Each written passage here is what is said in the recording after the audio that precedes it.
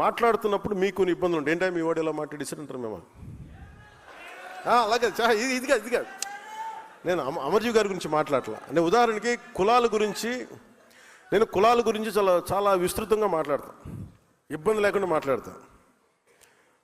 మా సోదరులు నాగబాబు గారిని అడగండి, మా ఇంట్లో ఎప్పుడు కూడా కుల ప్రస్తావన మాకు తెలియదు అసలు ఎప్పుడు.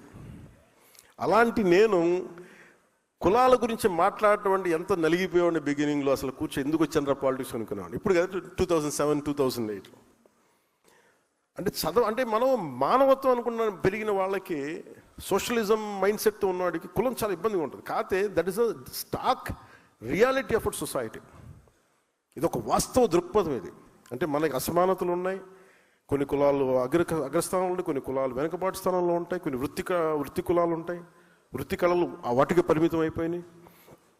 అందుకని కులాలని నేను సమగ్రంగా స్టడీ చేశాను. స్టడీ చేసుకున్న తర్వాత అప్పుడు అవగాహనతో వచ్చి మాట్లాడాను. అందుకు నాకు ఇబ్బంది ఏముండదు. నేను ఒక కులం గురించి మాట్లాడుతున్నానంటే ఇంకో కులాన్ని ఎప్పుడు పెంచడం కాదు, ఇంకో కులాన్ని తక్కువ చేయడం కాదు, ఒక వాస్తవాన్ని మాట్లాడుతున్నాను అంతే. అందుకని నేను ప్రత్యేకించి కులాల గురించి మాట్లాడేటప్పుడు మన ఆ పార్టీని ఎలా చెప్పాలో తెలియట్లేదు నాకు. వాళ్ళ పేరు కూడా చెప్పడం పెద్ద నాకు ఇష్టం లేదు. అంటే అలాగే అంటే అలా అంటే ఆకు రౌడీలను మా సపోర్ట్ చేస్తాం, మేము రౌడీజం చేస్తాం అనే వాళ్ళతో వాళ్ళ పార్టీగా నాకు గుర్తించట్లేదు. ఒక రౌడీల సమూహంలాగా అనిపిస్తుంది ఒకసారి. సారీ టు సే, నా ఉద్దేశం అలా అలా చేయకూడదు కదా అంటారు. దెర్ ఇస్ వాళ్ళు పొలిటికల్ పార్టీ అయితే మీరు పాలసీ విధానంలో మాట్లాడాలి. మీరు పాలసీ విధానం మీరు ఈ పాలసీ చేశారు, వచ్చాక మేము రద్దులు చేస్తాం. ఇప్పుడు ఉదాహరణకి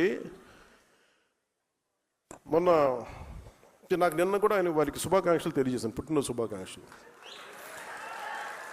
అంటే మనస్ఫూర్తిగా చెప్తాను, నాకు లోపల ఎవరు శత్రువు కాదు. నాకు వారి విధి విధానాలతోనే నేను వ్యతిరేకిస్తాను తప్ప నాకు ఎప్పుడు కూడా శత్రుత్వం లోపల ఉండదు. మీరు కనుక మీ విధి విధానాలతోటి ప్రజలకి ఇబ్బంది కలిగితే నేను ఇంకా గొడవ పెట్టుకోవడానికి నా జీవితకాలం సంసిద్ధం. నేను అసలు నాకు ఆ భయం కూడా లేదు. నాకు ఆ భయం కానీ లేదు. మనం ఏదన్నా జరిగితే బహుశా ఇలా జరిగితే ఆ భయాలు ఉండవు. అలాంటి అనుకుంటే ఇక్కడ దాకా ఎందుకు వస్తాం, ఉండం, పోతాం, కానీ అడుగు ముందుకే వేస్తాం. దేనికి వేస్తాం అడుగు? పిచ్చి ఐడియాలజీతోటో లేదంటే పిచ్చితో కాదు, చాలా బలమైన ఐడియాలజీ ఉంది కాబట్టే బతుకుతాం. కాబట్టి ధైర్యం, that with in the constitutional limits.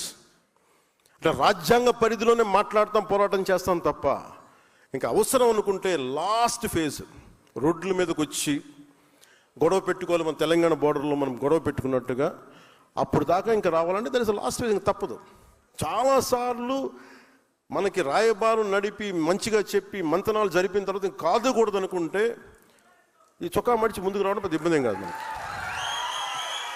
అంటే ఎందుకంటే that is a last option. అది ఆఖరి అస్త్రం. అది ఆఖరి అస్త్రం వరకు నువ్వు కూర్చొని ఎంత సయోధ్యతోటి ఎంత సముచితంగా మాట్లాడతావో అన్న దాని మీద నీ స్థాయి ఉంటుంది.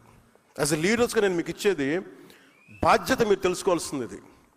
మీరు గొడవ పెట్టుకోమని నేను ఎప్పుడు చెప్పట్లేదు రోడ్ల మీద, కానీ మీరు ఆర్గ్యుమెంట్ చేయండి, డిబేట్ చేయండి with in the framework of proper language, అందరికీ ఆమోదయోగ్యమైన భాష. అలాగే పొద్దున్నే నేను గౌరవ ముఖ్యమంత్రి నారా చంద్రబాబు నాయుడు గారికి ఒక క్యాబినెట్ మీటింగ్లో మాట్లాడుతూ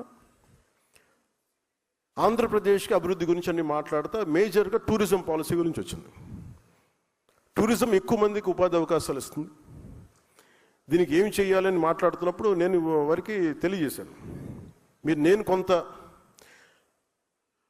మిగతా అంటే నాది ఎక్కువ టూరిజం నా దాంట్లో కూడా వస్తుంది. అలాగే పంచాయతీరాజ్ కూడా కొన్నిసార్లు అవసరం అవుతుంది టూరిజంలో.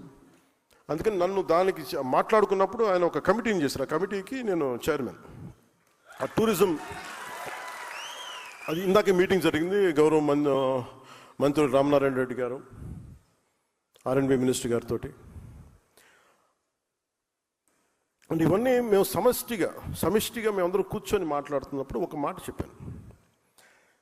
చాలా ప్రతిపాదించారు, ఇక్కడ బాగుంటుంది, అలా బాగుంటుంది అంటే. అన్నిటికంటే కూడా నేను చెప్పింది primarily law and order is very essential tourism to prosper and develop. అంటే ఉదాహరణకి ఢిల్లీ నుంచి ఒక ఆడపిల్ల బైక్లో ఏదో వచ్చింది ఒక 3 వారాల క్రితం. శ్రీశైలం వెళ్ళింది. శ్రీశైలం వెళ్తే ఆవిడ ఏముంటుందని మోటరైడ్ బ్లాగర్ అంట. అంటే మోటార్ రైడ్ చేస్తూ బ్లాగింగ్ చేసుకుంటారు. మన శ్రీశైలం వెళ్తే అక్కడ రూమ్ ఇవ్వలేదు. ఎందుకు ఇవ్వట్లేదు? మేము ఆడపిల్లలకి, ఒంటరి ఆడపిల్లలకి ఇవ్వము.